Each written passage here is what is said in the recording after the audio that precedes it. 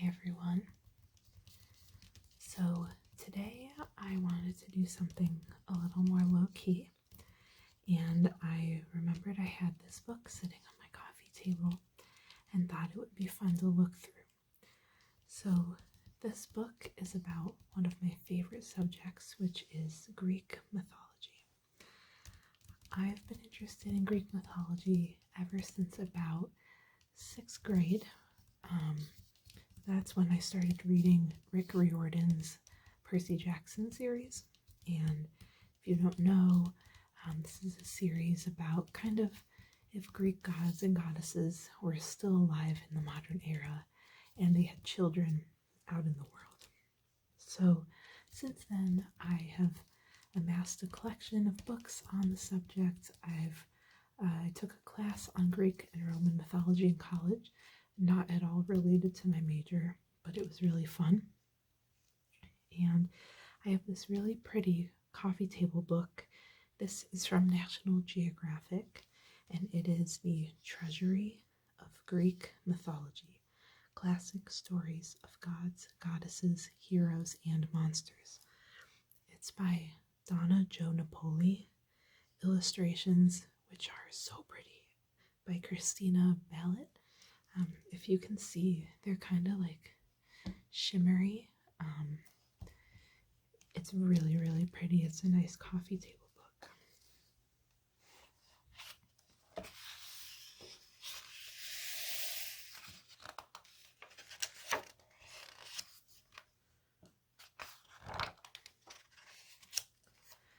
So here we have the table of contents.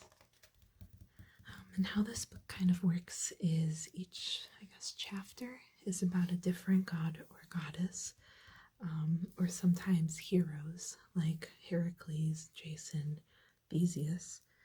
So I thought we could flip through and read some of these.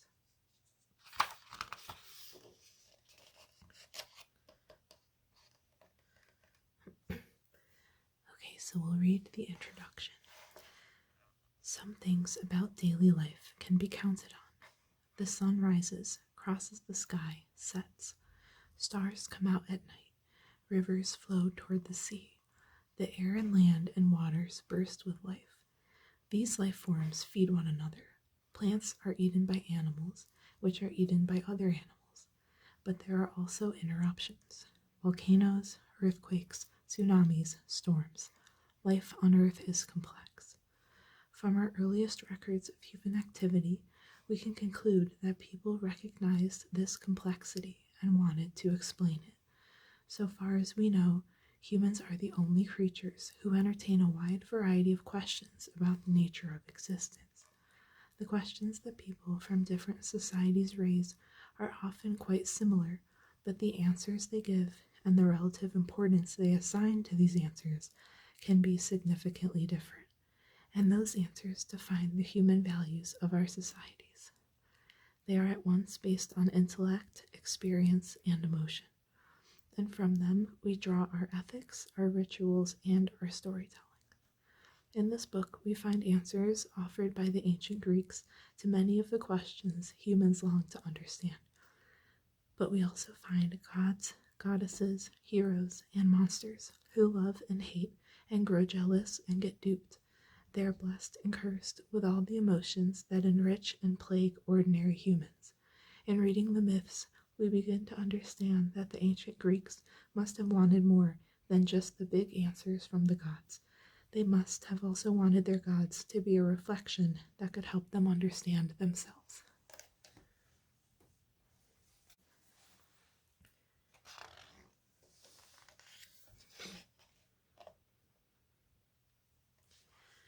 From the earliest nothingness came air and water and earth, all churning and whirling until they were inextricably bound and life became inevitable.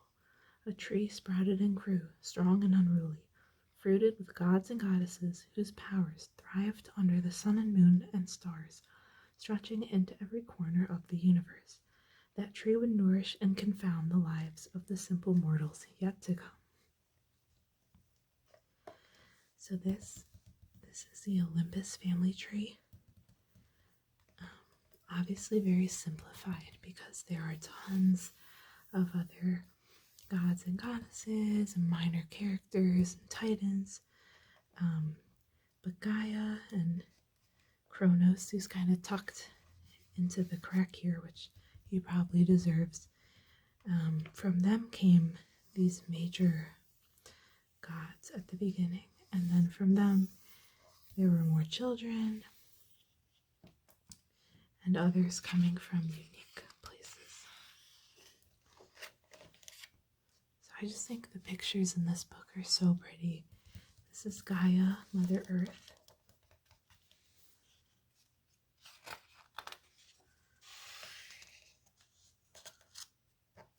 Oh, I like this.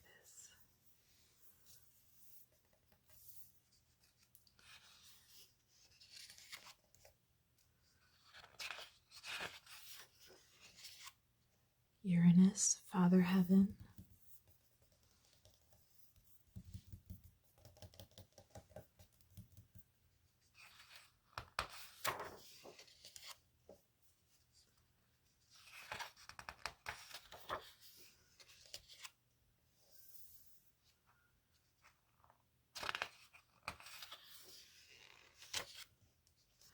Cronus, the Titan King. He's kind of a bad guy.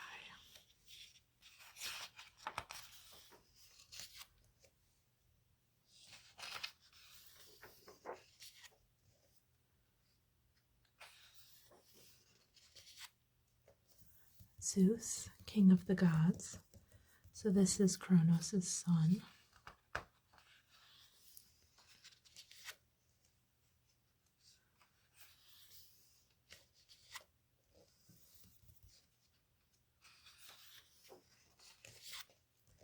Hestia, goddess of the hearth. So she is over like fireplaces and the home.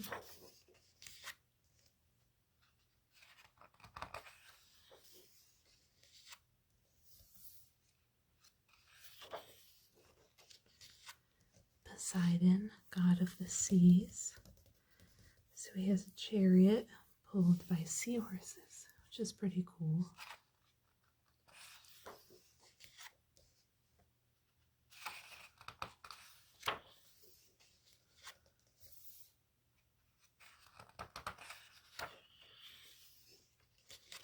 Athena, goddess of wisdom. She is one of my favorites. And I love her owl.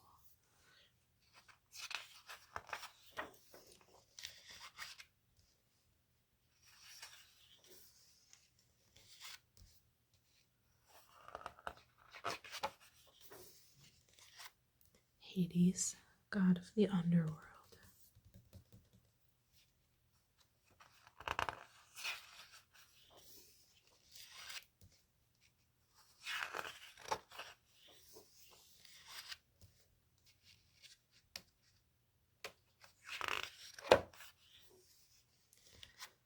Demeter, goddess of the harvest. And her daughter is Persephone.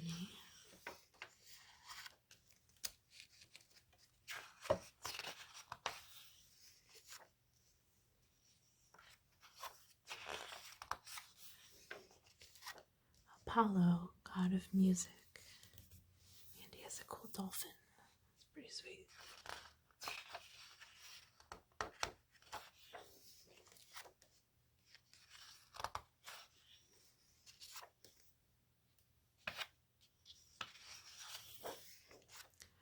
Artemis, goddess of the hunt.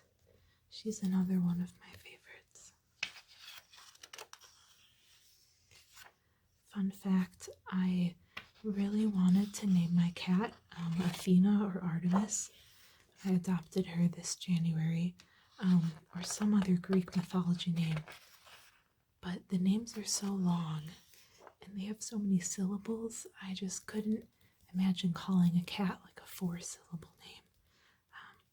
So I ended up naming her something else that's much shorter. This is Hera, goddess of marriage. She is married to Zeus.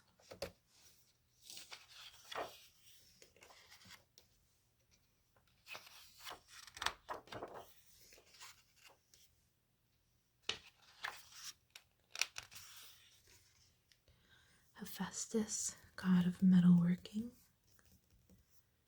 Some pretty fire.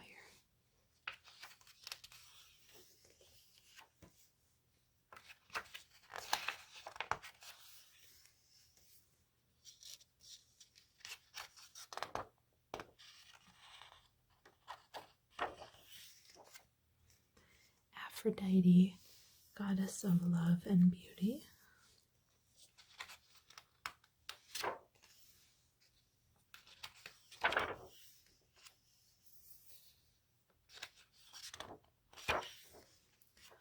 Hermes, messenger of the gods.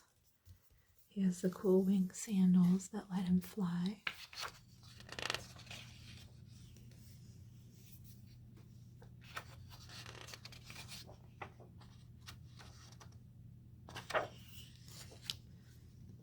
Ares, the god of war.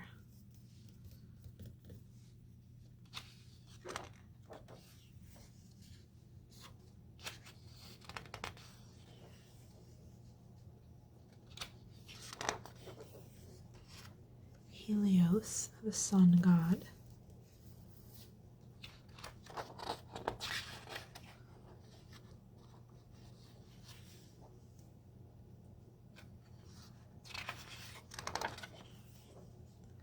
Selene, goddess of the moon.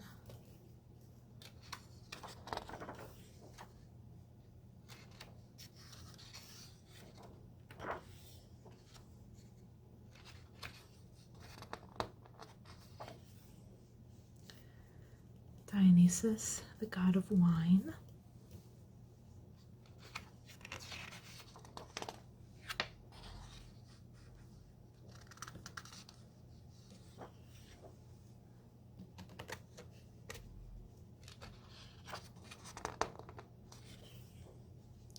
Perseus, the ill-fated hero.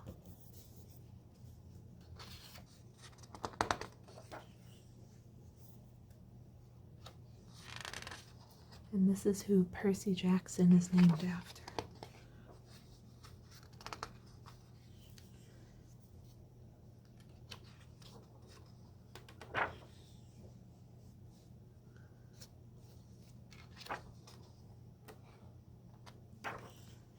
Orion, the hunter. If you're into constellations, you might know him. These 3 stars in a row are really easy to see in the night sky in the northern hemisphere, called Orion's belt. And then there are a few more key stars in that constellation that make up the rest of his body.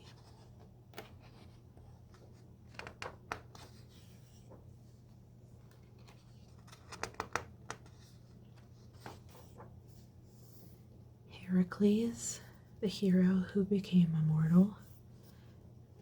This is where the story of Hercules comes from.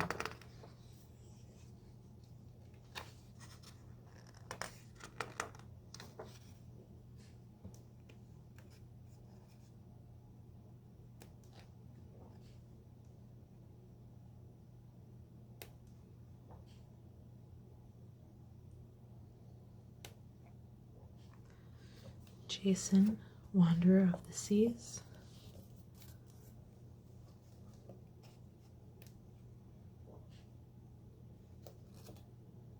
He's the one that goes looking for the golden fleece with the Argonauts.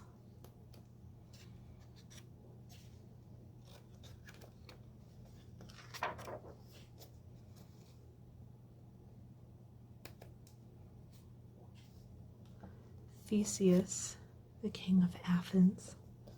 This is the story with the Minotaur.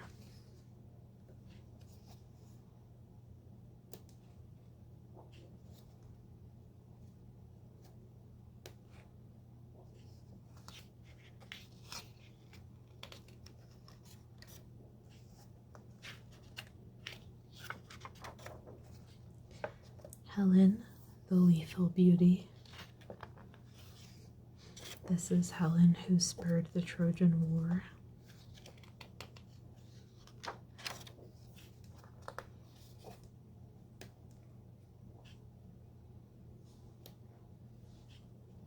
Here's the Trojan horse that they hid inside.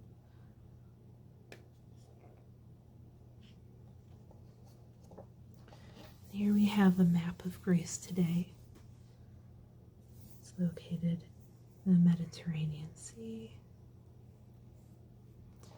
And a timeline going back to the beginning of time, 0.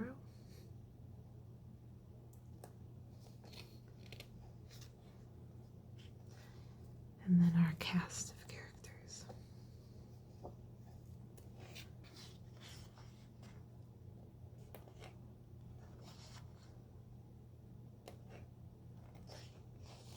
Okay, so now we're going to go and read a few stories. We're going to start with Athena because she's one of my favorites. So a lot of the same gods and goddesses are in Roman mythology as well as Greek mythology.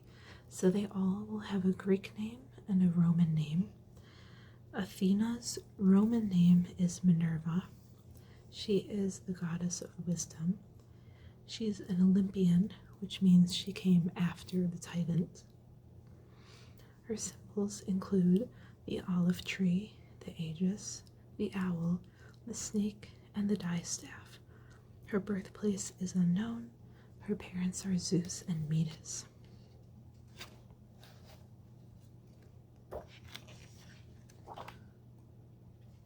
Okay, so here she is again. She's usually portrayed with a spear, this helmet, a big shield, and an owl.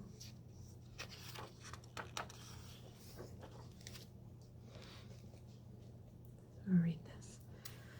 Birthplace of democracy. Athena gave the olive tree to a special city thereafter named Athens. Around 500 BC, Athens decided citizens could vote. Democracy was born, but women were not included. Men had many powers unique to them. The only power unique to women was childbearing. In the Athena myth, Athena is born from Zeus's forehead.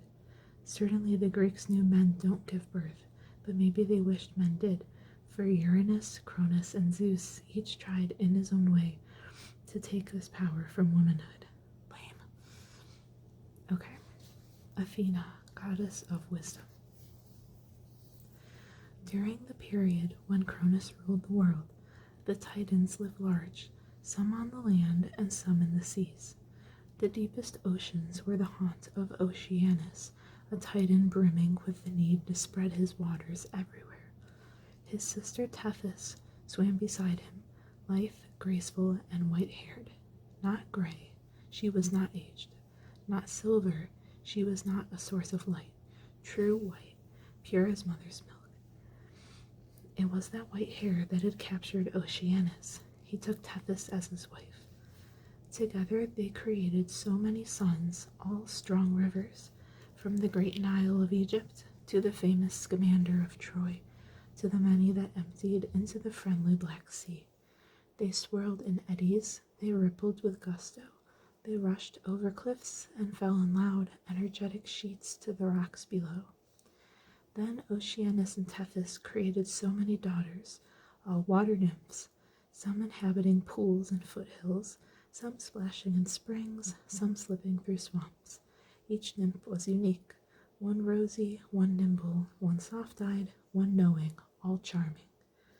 When Zeus, the youngest son of Cronus, deposed his father and took his place on the throne as king of the universe, his eye fell on one of those nymphs, and he was indeed charmed. Metis, known as the Wise One, seemed to flow like water to Zeus, cool and soothing. Watching her was like swimming in a clear, bubbling spring. He was smitten. And since he was king and felt he deserved anything he wanted, he simply took her as his wife.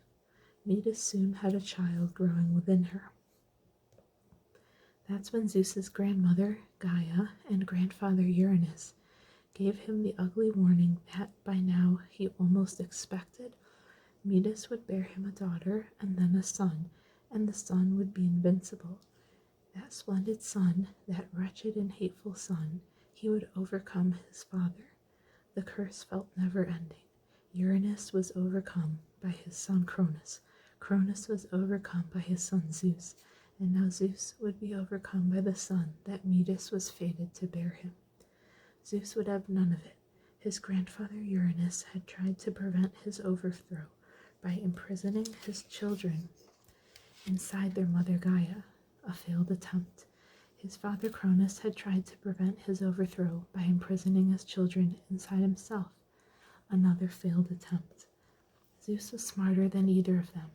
He opened his mouth wide and drank Metis, simply drank her like a glass of the best sparkling water in the world. And that's my cat.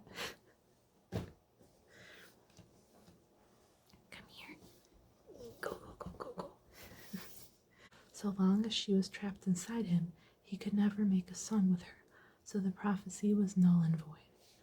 Zeus went on to take other wives, a long series of them, and all the while within him Metis sloshed around the growing babe, rocking her lovingly, and the baby experienced the world.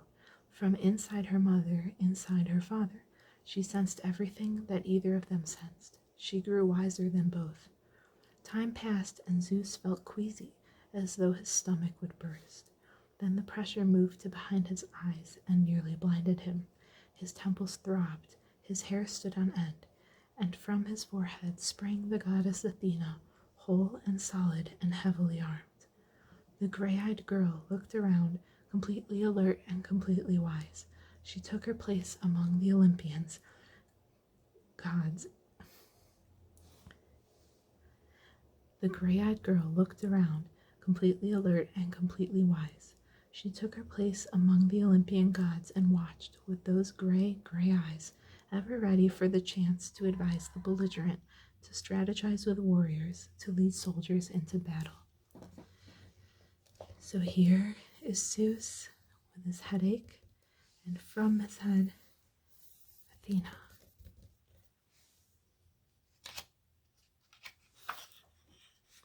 Okay, now we need to find someone else to read. We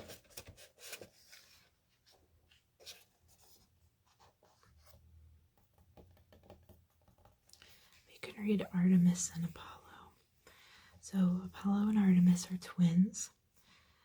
Apollo is easy because in Roman mythology his name is also Apollo, so that's great. He is the god of music. He's also associated with the sun and healing. He's an Olympian. His symbols are the lyre, the crown of laurel, hawk, ravens, and fawns. His birthplace is Delos, and his parents are Zeus and Leto. Artemis is known as Diana in Roman mythology. She's the goddess of the hunt. She's an Olympian. Her symbols are a bow and arrow, deer, wild goat, boar, and quail. Her birthplace is Ortygia, and her parents are Zeus and Leto.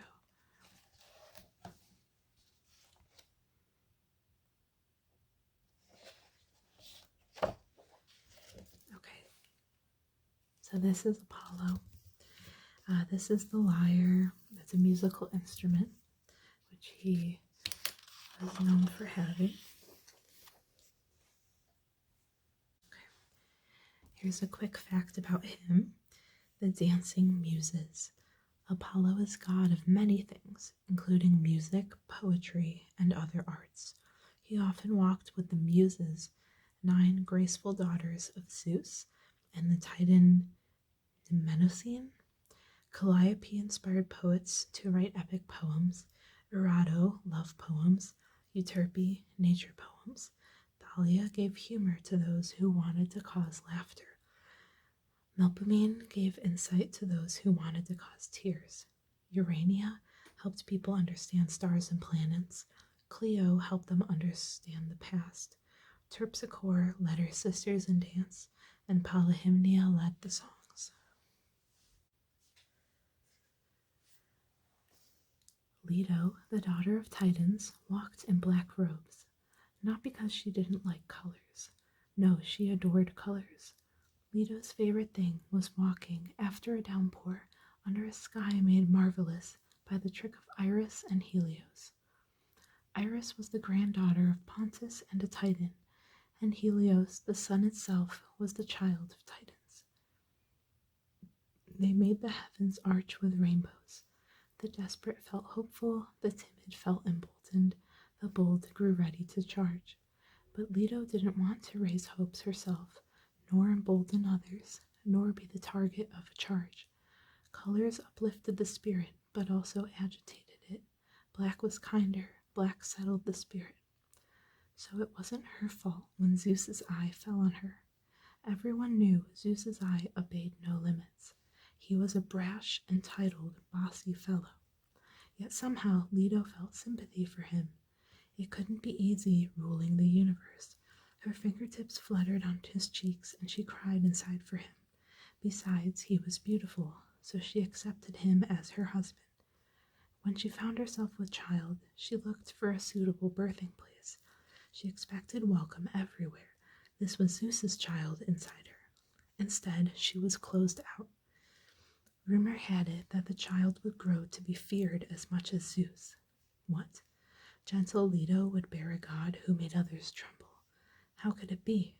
Certainly, some land somewhere would know this was a good child. She walked the earth, round and round, until her feet felt like stumps. And then the pains came. They started in her belly, but they moved swiftly to her back, excruciating. The goddess Hera, Zeus's sister, came and put her arms around Leto and took her up to Mount Olympus. Hera whispered comfortingly. She pushed Leto's lovely tresses away from her face and put cooling compresses on her cheeks and forehead. Leto understood Hera's acts for what they were, the product of envy. Hera had become Zeus's next wife shortly after he'd been with Leto, but Hera was not yet with child. It didn't matter why Hera was helping her, though. Leto clung to her in raw need. For 9 days and nights, Leto's body struggled with the pains of labor. Then it dawned on her. Water. She needed to float in water. She rolled down the mountain to the sea, and the waves washed her to the little island of Ortygia, where a daughter, Artemis, slipped from her as easy as a stream running downhill. What relief! They set out traveling over the sea back to Olympus, so Leto could present Artemis to her father. Yet almost instantly the pains returned.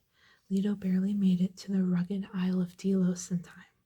She dragged herself up the Cynthian hill, her daughter tied to her chest, and still kneeling, cast her arms around a lone palm tree, whereupon a second child came forth, leaping into the light. Apollo. His very cry was music. He was strong and beautiful, faultless. Faultless, came the chorus that echoed Leto's thought. For all the goddesses had gathered, from the shyest nymph to grand Gaia. Zeus had had many children by many wives, but this was the first son, a true cause for celebration. They washed the boy and swathed him in white and fastened a golden band around him. The rocky Isle of Delos burst into bloom with flowers of every color, challenging the rainbow. Nearly overnight, Apollo grew into everything his father hoped. He declared himself unswervingly loyal to Zeus and carried with him a bow and arrows to protect the will of his father. No one dared cross this archer who never missed a mark, yet there was something of his mother in him still. In peaceful moments he played the lyre his younger half-brother Hermes gave him, and he often called to his side the Muses, 9 daughters of Zeus and the Titan Mnemosyne, who sang with harp voices that resonated in listeners' hearts and danced with light, agile feet that made the surface of earth move in rhythm.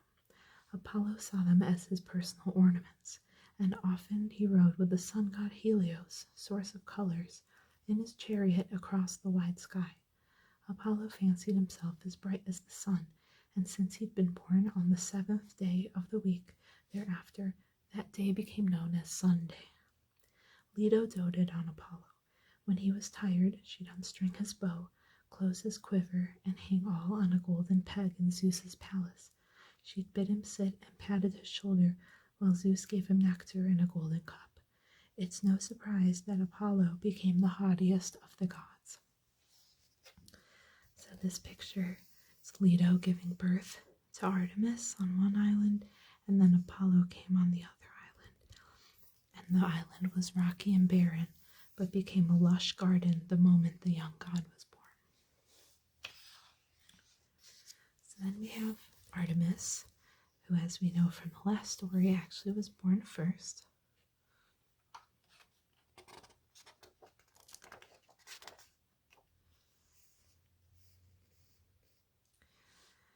All that fuss about Apollo's birth didn't faze Artemis. She was the older twin anyway. Besides, love was not a fixed pie to be divided up and then gone. Her parents, Leto and Zeus, both adored her.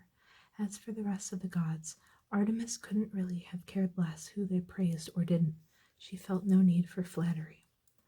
While Apollo was almost instantly an adult, Artemis enjoyed her childhood. As a bud of a girl, she sat on Zeus's lap and asked for a bow and arrow. Not huge, obvious, threatening things like the one Apollo carried. She wanted slender silver arrows and a small, sweetly curving bow. But she didn't want anyone to get confused and think she herself was sweet. When her father presented her with these gifts, she gave his beard a quick yank rather than a dainty kiss, and when the great smithy god pulled her onto his knee, she plucked out the hairs on his chest, making the poor god look a bit like a dog with mange. No one could predict what Artemis might do next. And while her brother went in white, trying to make everyone confuse him with the sun god Helios, Artemis wore stylish high boots and a short tunic of many colors, and men looked at her. They said she was as dreamy as the moon goddess Selene. Though she didn't invite their glances, it felt good to be watched. Her brother surrounded himself with the 9 muses. Artemis surrounded herself with innumerable sea nymphs and wood nymphs.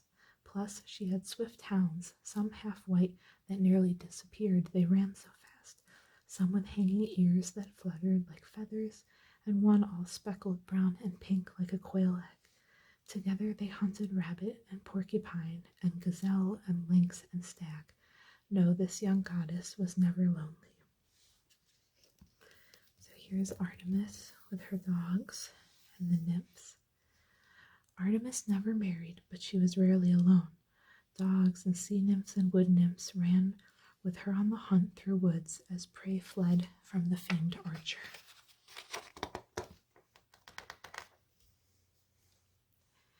And unlike Apollo, she never sought the praise of people. She preferred, in fact, to keep her distance from them, holding hands with her retinue of nymphs in wide circle dances that made the very mountains shiver with pleasure. It was only when birthing women found their labor pains too great that she entered cities, for there was something about her that eased newborns' way. It was natural, she guessed. Hadn't she herself flowed from her mother like a good wish after all?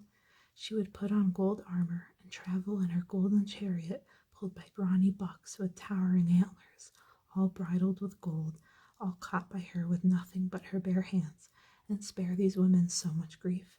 Now that was something worth getting praised for. But not all women recognized they owed their good fortune in childbearing to Artemis. One of the ungrateful was Niobe, daughter of the god Tantalus. She and her husband Amphion, a son of Zeus, had 6 brave and strong sons and 6 beautiful and graceful daughters. Niobe crowed with pride. She claimed the people of Thebes should make offerings to her rather than to Leto, the mother of Apollo and Artemis. It made sense to Niobe. She had 12 children when Leto had only 2. She vastly underestimated the danger of making Leto her rival. Leto went complaining straight to her children, both famed archers. Apollo tracked down Niobe's sons as they hunted on Mount Cithaeron. He shot arrows into all. Artemis wouldn't let Niobe get off that easily, though. Only the cruelest of acts could make it clear that gods would tolerate no challenges. Artemis wanted the mother to witness each arrow as it hit its mark. She entered Niobe's home and shot arrows into her girls. Niobe sank to the ground like a stone, but again she was not allowed even this cold end. This bereft mother wasn't a senseless stone. No, no. She felt arrows hit her children over and over. She cried forever, a constant fountain. That sent a message, all right. Apollo could do what he wanted, but Artemis was a force to be reckoned with in her own right. Women knew it. That was enough for her. And then a little section on warrior women. In Greek mythology, Amazons were skillful archers who lived without men like Artemis. But unlike the hunter Artemis, they were warriors on horseback. While many scholars call them fictitious, the Greek historian Herodotus claimed they're based on ancestors to the Sarmatians, living from the 5th to 4th century BC, whose women rode into battle beside men. Others see their origin in tribes in southern Ukraine and Russia, or in Crete during Minoan times, all cultures that had women warriors. Okay, so I think that's where we're going to stop for this time. I might do another video reading more stories because there's a lot more in this book.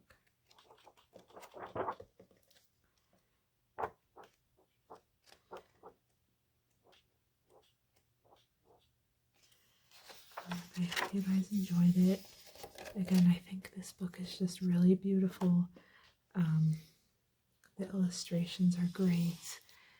It's a good kind of summary and a good coffee table book.